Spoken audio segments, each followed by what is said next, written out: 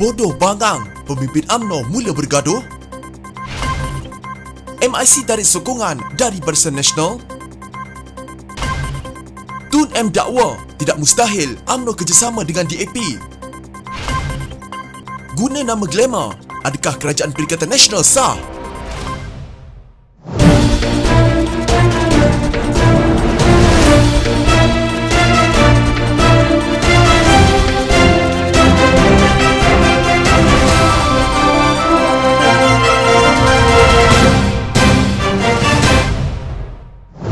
Pengerusi UMNO Perlis Syahidan Kasim membidas kenyataan ahli majlis tertinggi parti itu, Tajuddin Abdul Rahman, yang menggelarkannya sebagai bodoh kerana mengeluarkan kenyataan berhubung kerjasama UMNO dan Bersatu. Tajuddin mengulas kenyataan Syahidan baru-baru ini yang berkata meskipun MT UMNO telah membuat keputusan, namun yang menentukan sama ada sokongan kepada Kerajaan Perikatan Nasional ditarik balik ataupun tidak adalah Ahli Parlimen Barisan Nasional. Keputusan MT selama ini semua saya ikut. Keputusan terbaru juga saya ikut kerana putus hubungan dengan Bersatu hanya akan dilaksanakan pada waktu menjelang pilihan raya umum. Cuma dalam perkataan saya sebut kalau boleh keputusan dibuat Ahli Parlimen, tidak boleh tidak mengapalah. Putus-putuslah, katanya kepada Malaysia Kini. Perhimpunan Agung UMNO baru-baru ini bersetuju memberikan mandat kepada majlis tertinggi parti itu untuk menentukan bilakah tarikh yang tepat untuk menarik diri daripada Kerajaan Perikatan Nasional susulan keputusannya untuk memutuskan hubungan dengan Bersatu. Bagaimanapun Syahidan membuat kenyataan yang disifatkan bercanggah dengan parti setelah menyatakan keputusan itu terletak di tangan Wakil Rakyat UMNO. Beberapa pemimpin UMNO tidak bersetuju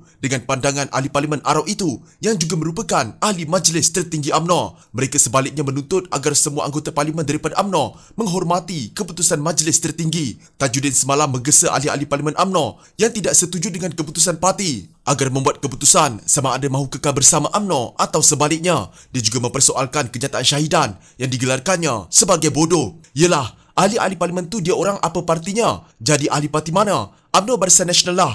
Apa bodoh sangat Syahidan tu, katanya. Sementara itu Syahidan menyifatkan kenyataan Tajuddin itu sangat tidak wajar dan membidas kembali dengan menggelar ahli Parlimen Pasir Saleh itu pula sebagai bangang. Jadi apa tujuan kata itu tak wajar? Sebagai pengarah pilihan raya sampai nak panggil saya bodoh? Saya pun tak pernah jumpalah pengarah pilihan raya bangang macam Tajuddin, katanya. Setelah lebih 55 tahun mengikut Barisan Nasional secara membuta tuli, kini MIC sudah berani membuka mulut. MIC akan terus menyokong kepimpinan Perdana Menteri Tan Sri Muhyiddin Yassin dan akan bekerjasama dengan Parti Pribumi Bersatu Malaysia sehingga satu keputusan dibuat dalam Majlis Tertinggi MT Barisan Nasional. Presiden MIC Tan Sri S.A. Vigneswaran berkata UMNO akan memutuskan hubungan dengan PPBM pada PRU akan datang dan MIC menghormati keputusan itu atas dasar semangat setiakawan Barisan Nasional. Bagaimanapun MIC pada masa sekarang akan menyokong kepimpinan Tan Sri Muhyiddin Yassin dan akan bekerjasama dengan Parti Bersatu hingga suatu perkembangan baru dalam keputusan Majlis Tertinggi Barisan Nasional. Biar kita tunggu dan lihat pergerakan politik untuk jangka masa terdekat ini, katanya ketika menyampaikan ucapan dasar pada Perhimpunan Agung Tahunan ke-74 yang turut disaksikan oleh Muhyiddin melalui aplikasi Zoom. Vigneswaran turut melahirkan rasa penghargaan MIC kepada Muhyiddin yang memperuntukkan satu jawatan menteri walaupun parti itu memenangi satu kerusi parlimen pada pilihan raya lalu. Secara ironi, tanpa apa-apa cadangan dari kepimpinan Barisan Nasional seperti yang telah dijelaskan oleh Perdana Menteri, Barisan Nasional juga tidak mencadang calon MIC untuk jawatan Timbalan Menteri dan Senator. Saya terpaksa menjelaskan hal ini selepas Datuk Sivaraj telah membangkitkan isu ini dalam suatu siaran akhbar baru-baru ini. Namun demikian, ironinya, kita masih dalam MIC. Yes, ironically, we are still in Barisan Nasional, ujarnya. Bagaimanapun segelintir pihak melihat tindakan itu sebagai tidak setia kepada UMNO dan Barisan Nasional. Presiden MIC Tan Sri S.A. Vigneswaran berkata, sejak dulu lagi MIC bergantung harap dengan UMNO dan Barisan Nasional dan kini sudah tiba masa parti itu melakukan perubahan. Jelas beliau, sejak kebelakangan pelbagai persoalan telah diajukan MIC kepada UMNO dan Barisan Nasional dan terdapat pihak yang tidak senang dengannya. Namun katanya, dalam sesuatu hubungan semestinya ada perbezaan pendapat. Kami telah ikut Barisan Nasional secara buta tuli tanpa banyak soal selama ini. Jadi, adakah kini apabila kami tanya sesuatu itu bermakna kita berpaling tadah dan sudah tidak setia. Sebagai contoh, saya bertanyakan, siapakah yang akan menterajui Barisan Nasional pada PRU akan datang? Bukan sahaja saya atau MIC, tapi secara umumnya, semua juga hendak tahu siapa yang akan diangkat jadi Perdana Menteri, siapa terajui kerajaan sebelum masing-masing mengundi kelak. Saya juga bertanya, mengapakah jika UMNO dan Barisan Nasional boleh bekerjasama dengan PAS melalui Muafakat Nasional, kenapa tidak kerjasama dengan Bersatu juga untuk tubuhkan kerajaan? Katanya kepada pemberita. Menurut Vignes Warren, MIC sudah tidak mampu lagi melakukan perkara tidak rasional dan apa yang perlu dilakukan ialah menjaga rakyat yang merupakan tanggungjawab yang berat. Dalam ucapan dasarnya pada Perhimpunan Agung MIC, Vignes Warren meminta MIC diberikan peruntukan kerusi yang adil pada PRU15 yang bersandarkan kepada realiti politik peringkat akar umbi. Maksud saya ialah winnable seats. Jangan cuba hina kami dengan beri kami kerusi pasti kalah kerana pelbagai faktor. Beliau berkata, walaupun Barisan Nasional kalah pada pilihan raya umum ke-14 dan berada di blok pembangkang, namun MIC tetap meneruskan komitmennya membantu rakyat khususnya masyarakat India di negara ini. Sekarang ni Pakatan Muafakat Nasional dan Perikatan Nasional nampak bergoyang dengan keputusan yang dibuat oleh UMNO untuk menarik diri. Itulah susah sikit. Di Malaysia ni ada terlalu banyak parti dan tiap-tiap parti itu ada masalah, perpecahan.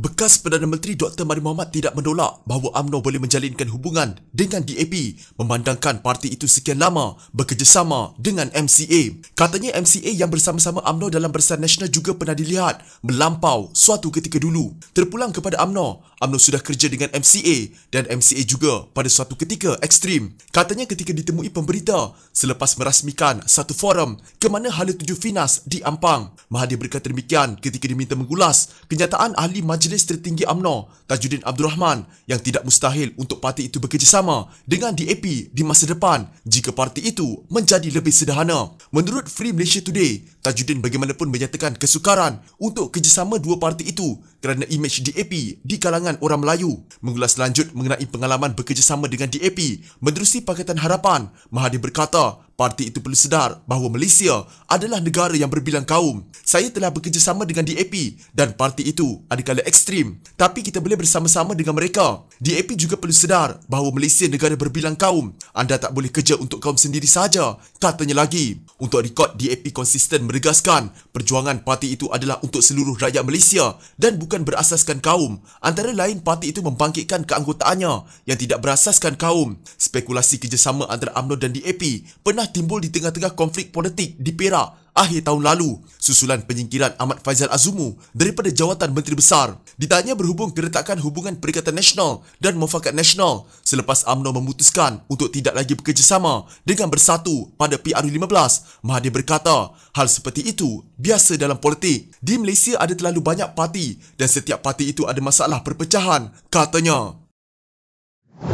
Parti Keadilan Rakyat tidak bercadang untuk mencabar keabsahan jawatan Perdana Menteri di Mahkamah susulan Tan Sri Muhyiddin Yassin didakwa tidak menggunakan nama sebenar. Pengarah komunikasinya Fahmi Fazil sebaliknya menyerahkan kepada pihak berkuasa untuk menyiasat sejauh mana dakwaan itu berasas dan boleh memberi kesan kepada kestabilan kerajaan Perikatan Nasional pada hari ini. Itu saya serah kepada mahkamah. Bagi saya sekarang, baru tahu kesan apabila beliau menandatangani pada waktu itu dengan nama glamour, bukan nama sebenar. Ramai yang bertanya, sewaktu angkat sumpah, adakah beliau menggunakan nama betul ataupun nama glamour ataupun macam mana? Itu saya serah kepada pihak berkuasa untuk teliti, katanya kepada pemberita di Signature Hotel Bangsa South. Pada 2 April lalu, Mahkamah Tinggi Shah Alam membatalkan perintah penahanan yang ditandatangani Muhyiddin Yassin tahun lalu yang ketika itu merupakan Menteri Dalam Negeri. Ini kerana menteri berkenaan menandatanganinya menggunakan nama glamour Muhyiddin Mohamad Yassin dan bukannya nama dalam kad pengenalan Mahyadin Mohamad Yassin. Peguam Daniel Amir Hamzah berkata, Pesuruhjaya Kehakiman Nur Syaridah Awang Jumaat lalu